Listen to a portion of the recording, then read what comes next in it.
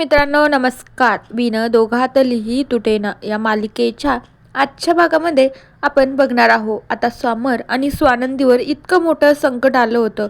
देवाकृपे ते संकट टळलं आहे म्हणून स्वानंदीने तर देवाचे आभारही मानले आहे. आणि त्यावेळी समर आणि स्वानंदीच्या मात्र आता त्यांचं भांडण प्रेमामध्ये बदलत आहे. त्यानंतर आता आजी मात्र देवाकडे जातात, देवाला प्रार्थना करतात, माझ्या पिंट्या आणि स्वानंदीवर कुठलंही संकट येऊ देऊ नको देवा. खूप मोठ्या अपघातातून ते वाचले आहेत.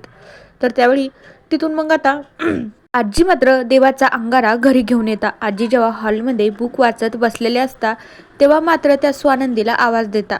तर स्वानंदी थोड्या वेळाने आजीकडे येते आणि म्हणू लागते, काय झालं आजी, तुम्ही बोलवलत का, काही काम होतं का, काही काम असेल तर नक्की सांगा, मी करते बरं का.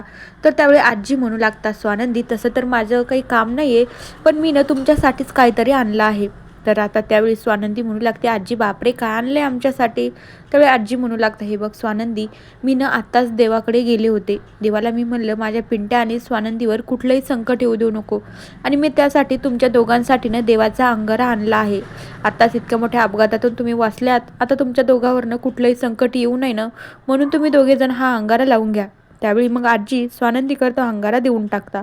स्वानंदी मात्र मग समर आणि तिच्या रूममध्ये तो अंगारा घेऊन जात असते.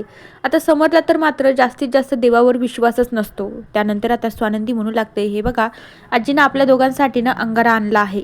आपलं खूप मोठा अपघात झाला असता पण आपण त्याच्यामधून वाचलो आहोत. तर त्यावेळी आता समरला ती अंगारा देत असते. म्हणू लागते, हा अंगारा आजीने लावून घ्यायचा सांगितला आहे. तर त्यावेळी समर म्हणू लागतो, हो अशा अंगाराने वगैरेने कशानं काय वाचत असतं का, जे झालंय ना त्या गोष्टी होतातच, आणि ज्या गोष्टी होणार आहेत ना त्या गोष्टी नक्कीच होतात.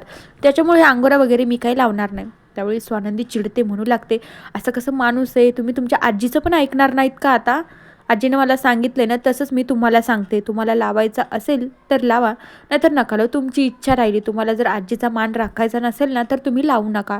तर त्यावेळी आता स्वानंदी म्हणते, बापरे तुम्ही इतकं सगळं ना, इतकं तुम्ही टॉर्चर करतात ना, माझ्या जागी दुसरी एखादी बाई असती ना तिनं तर अजिबात सहन केलं नसतं, आतापर्यंत ती इथनं निघूनही गेली असती. तर त्यावेळी समर मात्र काहीच बोलत नाही. त्यावेळी समोर म्हणू लागतो, ठेवा तुम्ही तुमचा अंगारा इथं ठेवून द्या, मी माझं लावतो, बघतो मी माझं काहीतरी. त्यावेळी मग स्वानंदी मात्र अंगारा ठेवायला खाली बघते. समरी मात्र तोच अंगारा घेण्यासाठी त्याच वेळी खाली बघतो. तर दोघा जणांची डोक्याची टक्कर होते.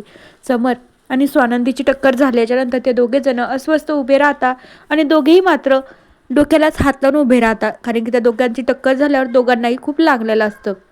तर मित्रांनो बघूया उद्याच्या भागात काय होतं. समर मात्र तो अंगारा लावतो की नाही, का स्वानंदीवरच खूप मोठ्याने चिडतो की तुमच्यामुळेच आमची टक्कर झाली आहे.